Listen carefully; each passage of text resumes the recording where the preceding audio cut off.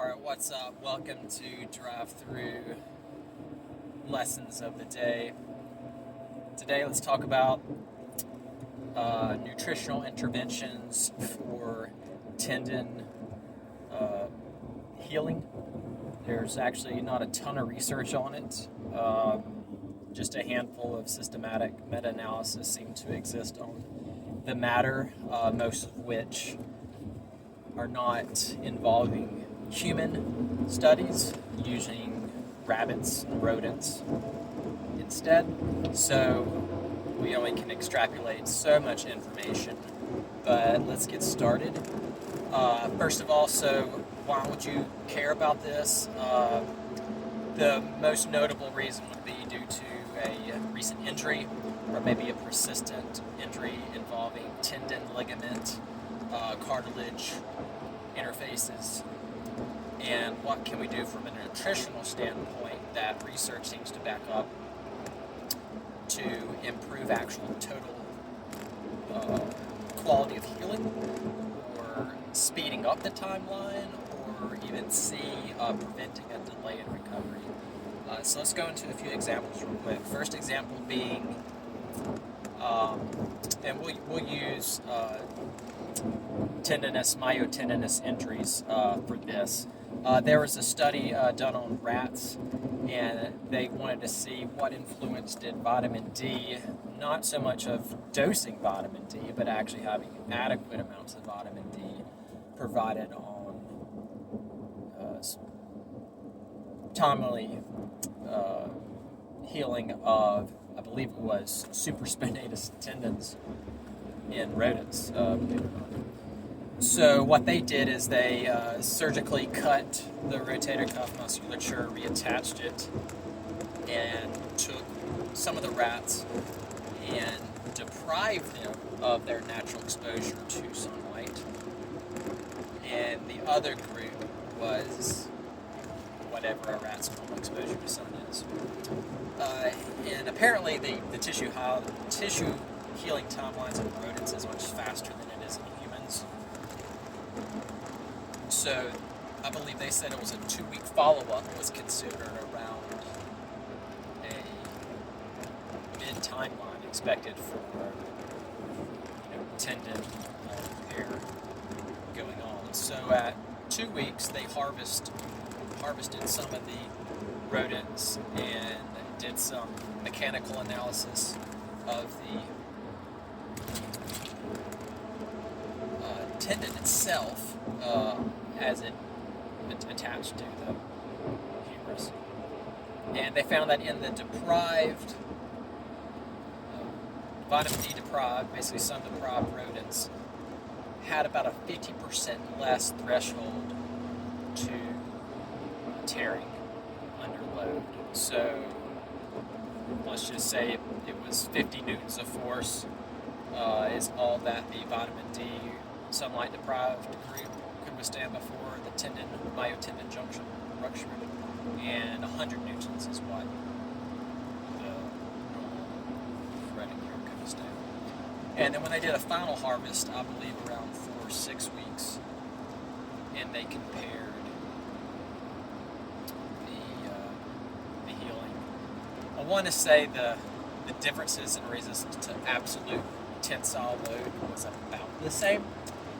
So the main takeaway from that study was low vitamin D definitely might delay or retard the calcification that's necessary at the myotendinous junction, where you actually have tendon starting to become bone.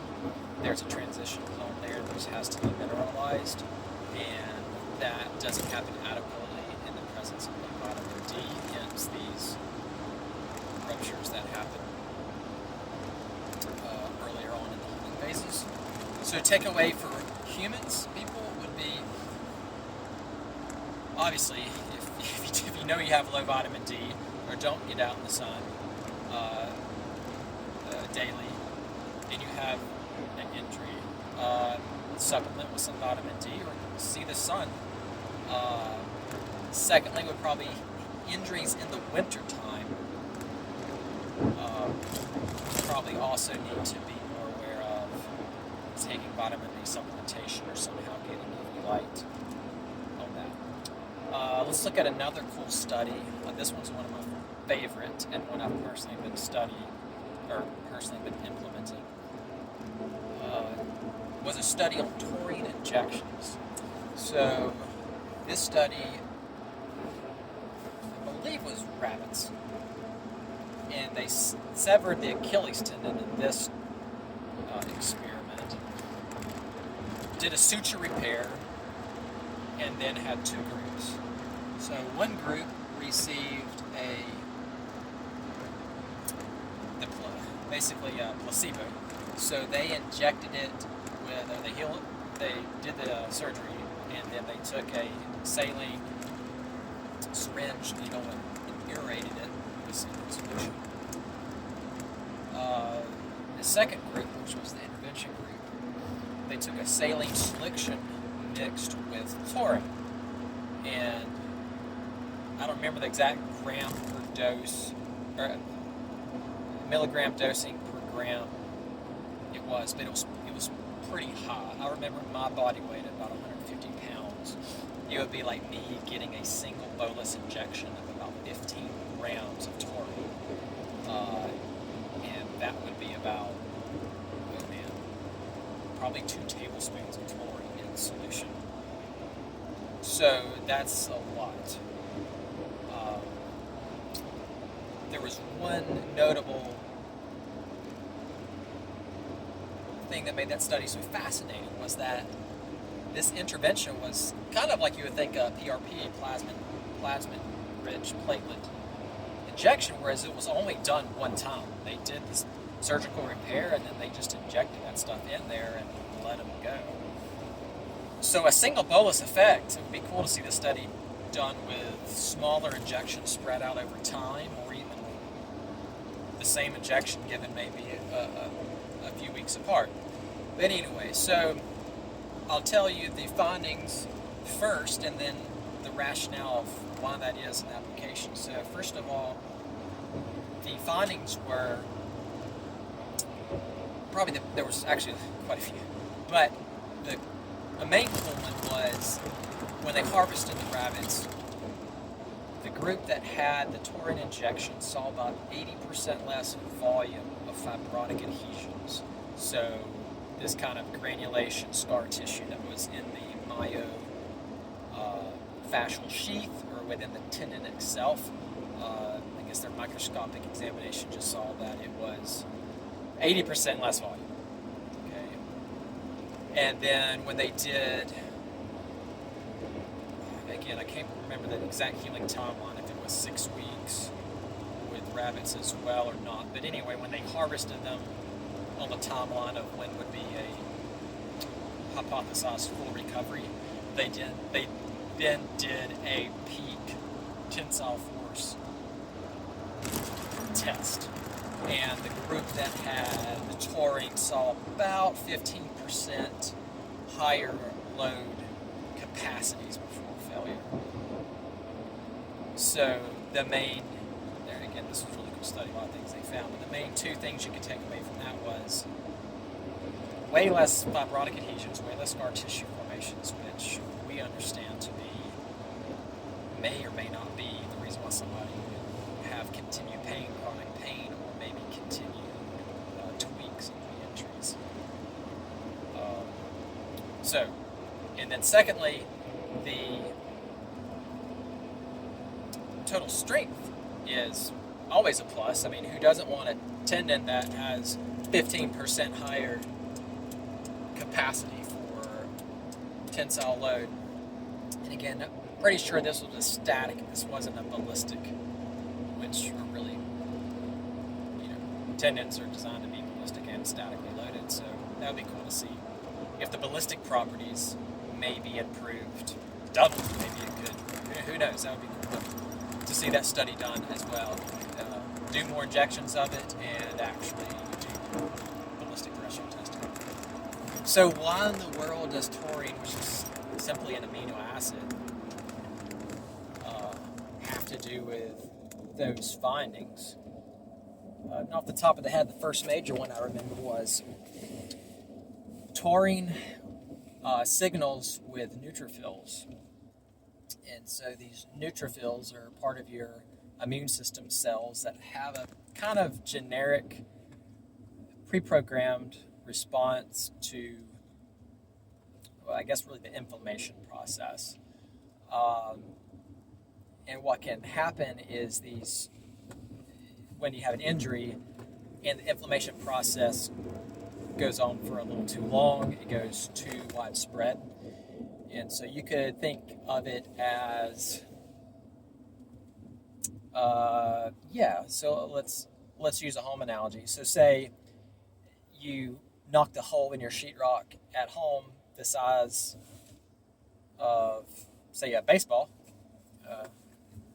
and to repair that, you need to cut out a little bit of the torn sheetrock so that when you go to patch it, all the sheetrock that you're going to apply the plaster and tape to is solid, so you actually get a good repair. Well, that's kind of the idea of inflammation. It's to, degrade and eliminate and then resynthesize in a Goldilocks principle. But being that neutrophilic action seems to be kind of reactionary versus it's augmented, but it's easy to go rampant, I guess, per se, or just do more than necessary. So going back to the sheetrock example, if neutrophils are kind of hyperactive, then instead of just cutting a little bit around that baseball sized hole in your sheetrock, you there and cut out the size of a pizza or something. And man, like going back with tape and replastering that, I mean, you're going to have a lot of scar tissue, and that takes time to remodel, hence longer healing timelines, probably one they saw earlier thresholds to failure. So that's one way taurine influences. It somehow influences neutrophil activation actions, overreaction per se. The second main way I remember taurine working was it works on an enzyme called plasminogen. So plasminogen is an enzyme which is a protein, and when it becomes active, it's called plasmin. And its main job in granulation, scar tissue formation, early healing stages of an injury is it acts to clean up what's called fibrin clots. So you have, let's go back to the hole in the wall example. So let's say you got a hole in your wall. Let's just say it's the size of a softball, and you don't have the plaster or anything ready, but man, you just want to patch that hole up real quick so spiders don't come in or something like that. So you can take some duct tape or masking tape and just tack it good real quick. But we know that masking tape is not quality. It kind of, there's not a hole there, but it's not repaired. So fibrin could be thought of the masking tape over the hole in your wall. Well, coming back to taurine. So taurine acts on the enzyme or the protein called plasminogen, and it helps it convert to plasminogen at a faster rate. Plasminogen's job is to take off that duct tape that's kind of crisscross and haphazard, so that the body then can lay down adequate collagen, the particular collagen fiber types that it needs, in preparation for those collagen fibers then to be oriented in architecture that the body needs in that region. So all that to summarize, a long summary there is taurine helps plasminogen become plasmin to dissolve fibrin, allowing for a lot less excessive scar tissue formation, which then could help speed up healing process and allow for true collagen, like your type 3, type 4, type 1 to be laid down in your elastin at a faster rate and start to remodel more appropriately. So another nutritional intervention was, let me see, there's arginine and citrulline. I'm trying to think of their mechanism of action real quick. There's a little research on MSM, or methylsulfonylmethionine, and glutathione. Those results are, honestly, the literature is pretty mixed on a lot of that, and it's mostly geared to knee osteoarthritis, and it's kind of neither here nor there on it. Basically, there's really no side effects noted, but they say, man, if you don't really notice a difference in joint swelling or pain after 3 months of taking MSM and glucosamine or chondroitin, that you just need to kind of say it's not worth it. Another, I don't remember the study, but another major,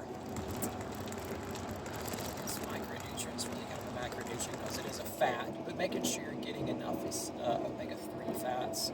So your fish oil, those have all shown to just to help aid the general inflammation process in tissue healing. I hope you enjoy this one.